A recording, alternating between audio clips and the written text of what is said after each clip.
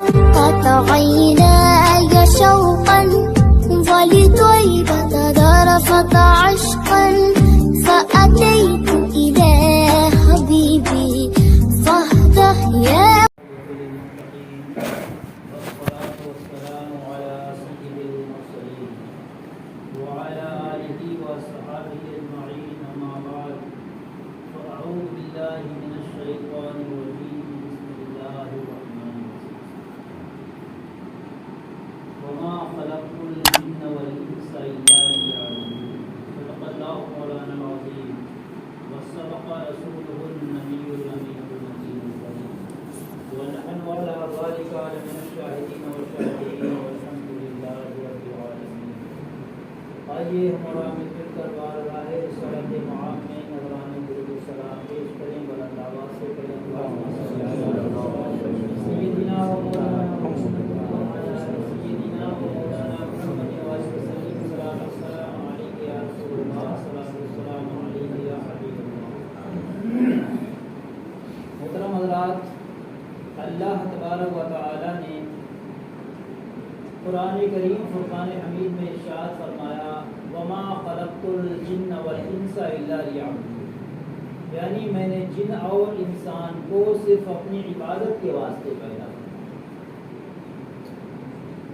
مگر محترم حضرات، آج ہم اپنے خلقت کا مقصد ہی بھول چکے ہیں. اپنے دنیا میں آنے کا مقصد ہی ہم فوت کرتے ہوئے چلے جاتے ہیں. گویا کہ ہم یہ سمجھ رہے ہیں کہ اللہ رب العزت نے ہمیں صرف کھانے اور کمانے کے لیے دنیا میں بھیجا ہے. آج جدھر دیکھیے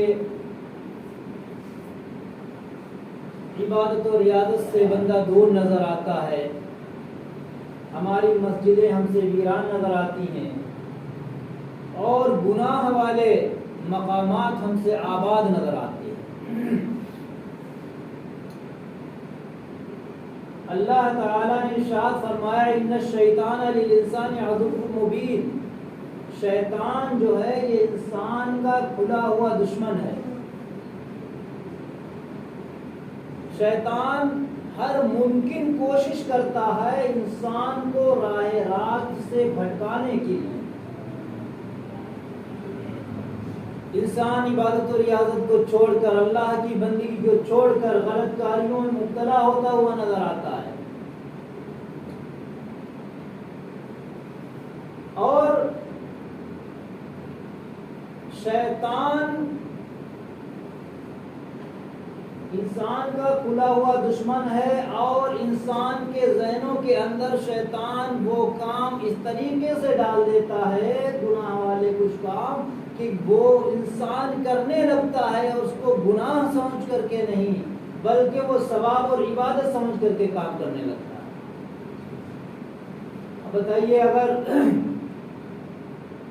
کوئی انسان نماز چھوڑتا ہے تو اسے پتا ہے کہ ہاں نماز چھوڑنا بہت بڑا گناہ ہے. شراب پی رہا ہے تو سوچ رہا ہے کہ شراب پینا گناہ ہے. جھوٹ بول رہا ہے، سوچ رہا ہے کہ جھوٹ بولنا گناہ ہے. گناہ سوچ کر کے وہ یہ کام کر رہا ہے تو ان کاموں سے تو وہ توبہ کر سکتا ہے، مگر کچھ ایسے کام ہیں جو وہ گناہ سوچ کے کر ہی نہیں رہا ہے، وہ کام ثواب سمجھ کر کے کر رہا ہے، اللہ کی عبادت جان کر کے کر رہا ہے. پھر وہ اس پہ توبہ کیسے کرے گا؟ وہ تو یہ سوچتا ہے یہ نیک کام کر رہے ہیں. بہت سارے ایسے کام ہیں، جیسے کہ انسان اس وقت مزارات پہ قوالیوں کے جو پروگرام چلواتا ہے، قوالوں کو بلاتا ہے، ڈھول اور تاشوں کے ساتھ قوالیاں ہوتی ہیں. جو قوال کرانے والے ہیں وہ یہ گناہ سمجھ کر کے قوالیاں تھوڑی کرا رہے ہیں، جبکہ ڈھول اور تاشے کے ساتھ جو مروضہ قوالیاں ہیں یہ سخت ناجائز و حرام. اب انسان جب اس کو ثواب سمجھ کے کروا رہا ہے اور اعلان کر رہا ہے کہ فلاں مدار پہ قوالی کا پروگرام ہے، آپ لوگ آ کے ثواب دائرین حاصل کریں، تو جب وہ ثواب دائرین کی نیت سے یہ کام کر رہا ہے تو پھر اس سے توبہ کیا کرے گا؟ اس میں تو اور اضافہ کرے گا. اگر کوئی انسان گناہ سمجھ کر کے کوئی گناہ والا کام کرے تو جو ہے وہ اس میں توبہ کر سکتا ہے. امید ہے کہ وہ اس گناہ کے کام سے توبہ کر لے. مگر جو کام ثواب سمجھ کے انسانوں میں رائج ہو چکے ہیں ان سے ان کو کیسے بچایا جائے. اور یہی ساری چیزیں انسانی ذہنوں کے اندر شیطان ڈالتا ہے. جب انسان لا الہ الا اللہ محمد رسول اللہ پڑھتا ہے تو شیطان کو بہت زیادہ تکلیف ہوتی ہے. اللہ تبارک و تعالیٰ نے جب شیطان کو جنت سے نکالا تھا تو شیطان نے اللہ تعالیٰ سے وعدہ لیا, اے پروردگار عالم مجھے ایک اختیار دے دے کہ میں تیرے بندوں کو بہکاؤں جا کر کے. تو اللہ تبارک و تعالیٰ نے فرمایا ٹھیک تو ہمارے بندے کو بہکا جا کر کے, مگر میرا بندہ اگر کوئی گناہ کرے گا اور وہ سچے دل سے توبہ کر لے گا ہم اس کی توبہ کو قبول کریں گے, اس کے گناہوں کو معاف کر دیں گے. تو اللہ تعالیٰ کتنا بڑا رحمان الرحیم ہے کہ انسان بے پناہ گناہ کر لے اگر وہ صدق دل سے سچے دل سے اللہ کی بارگاہ میں گڑ گڑا کے گریزاری کر کے توبہ کر لیتا ہے تو اللہ تعالیٰ ساری خطاؤں کو اللہ تبارک و تعالیٰ معاف فرما دیتا ہے. جو اس نے اللہ کی بندگی وغیرہ میں کی ہیں, جو حقوق اللہ اس نے ترک کیے ہیں, اللہ تبارک و تعالیٰ ساری خطاؤں کو معاف فرما دیتا ہے. اب بندہ جو سوچ رہا ہے کہ ہم گناہ کر رہے ہیں انہی کاموں سے توبہ کرے گا. اب بندے نے بہت سارے گناہ کیے اور آخر میں اس نے جو اللہ تعالیٰ کی بارگاہ میں گڑ گڑا کے توبہ کر لی, اللہ تعالیٰ نے اس کی توبہ کو قبول کر لیا. اب شیطان کو بہت زیادہ تکلیف ہوتی ہے کہ ہم نے اتنا وقت اس پہ برباد کیا, اس کے آگے پیچھے لگے رہے تو کہیں جا کر کے اس کو گمراہ میں نہیں کر پایا, گناہ والے کاموں میں مبتلا کرا پایا, اور اللہ تعالیٰ نے اس کے سارے گناہوں کو پل بھر میں معاف کر دیا, اس نے توبہ کر لی. شیطان کو بہت زیادہ تکلیف ہوتی ہے. اب شیطان نے ایک ہتھ کنڈا یہ اپنایا کہ گناہ کے کام کو محسوس ہی نہ ہونے دو کہ یہ گناہ ہے. جب اس کو محسوس ہی نہیں ہوگا, احساس ہی نہیں ہوگا, پھر یہ گناہ کرتا چلا جائے گا, اور پھر جب احساس نہیں ہوگا پھر توبہ کہاں سے کرے گا. قوالیاں کرا رہے ہیں, ڈھول تاشے نگاڑے بج رہے ہیں, ہارمونیم بج رہی ہیں, لوگ جھوم رہے ہیں, ناچ رہے ہیں, تو وہ تو یہ ثواب سمجھ کے کر رہے ہیں, پھر اس سے توبہ کیسے کریں.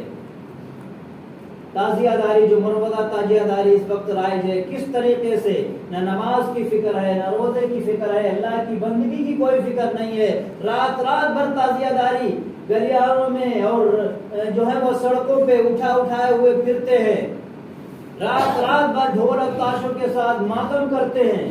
تو یہ کوئی گناہ سمجھ کر کے تھوڑی کر رہے ہیں, وہ تو یہ سمجھ کے کر رہے ہیں ہم یہ کام کریں اس سے امام حسین خوش ہو جائیں گے, ہم سے ہماری مغفرت ہو جائے گی. تو بتائیے یہ سخت ناجائز و حرام کام جو اس وقت رائج ہو چکے ہیں اور انسان اس کو جو ہے وہ ثواب سمجھ کے کر رہا ہے, پھر وہ توبہ کیسے کرے گا. تو محترم حضرات, اللہ تعالیٰ نے اپنی عبادت و بندگی کے لیے بھیجا ہے اور اپنی اصلاح کے لیے کسی اچھے عالم دین کی صحبت میں رہا کرے. کچھ دیر کسی اچھے عالم دین کی صحبت میں رہیں گے تو یہ آپ کے دل جو ہے زنگ آلود جو ہو چکے ہیں, ہو سکتا ہے یہ دل آپ کے دلوں سے زنگ کو دھو لیا جائے, ورنہ تو جو ہے آخری وقت آ جائے گا, آپ چلے جائیں گے اور توبہ کا بھی موقع نہیں ملے گا. تو اللہ تعالیٰ نے ہمیں جو ہے وہ اپنی عبادت کے لیے پیدا فرمایا ہے, اور عبادت صرف ہر وقت مسجد میں سجدے میں سر کو رکھنا یہی عبادت نہیں ہے. احکام خداوندی کی تکمیل کیجئے اور اس کے بعد حلال طریقے سے جو کام کریے وہ بھی آپ کا عبادت میں شمار کیا جائے. تو اللہ تبارک و تعالیٰ نے کا یہ بہت بڑا احسان ہے, کرم ہے کہ اس نے ہم سب کو مسلمان بنایا, اور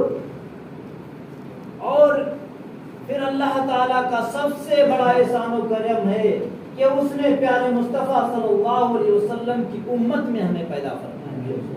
جن کی امت کو افضل الامت قرار دیا گیا, ہم ان کے امتی ہیں, اس امت میں ہیں جو ساری امتوں میں افضل والا قرار دیا.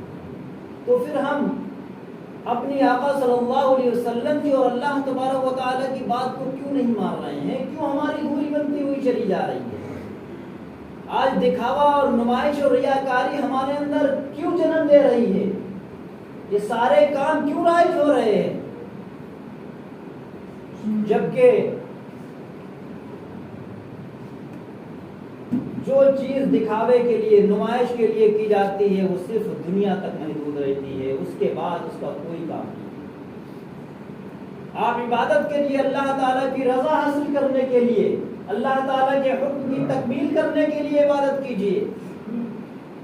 جنت کے لیے بھی عبادت، جنت کمانے کے لیے، جنت میں جانے کی نیت سے بھی عبادت نہ کریے، بلکہ اللہ تبارک و تعالیٰ کی رضا حاصل کرنے کے لیے کیجیے۔ ایک عابد کئی سو سال تک عبادت کرتے رہے اور وہ اللہ تعالیٰ کی بارگاہ میں یہی دعا کرتے تھے، اے پروردگار عالم ہمیں اس عبادت کے بدلے میں جنت عطا فرمانا۔ جب ان کا انتقال ہو جاتا ہے تو اللہ تبارک و تعالیٰ نے ان کو جنت میں بھیج دیا۔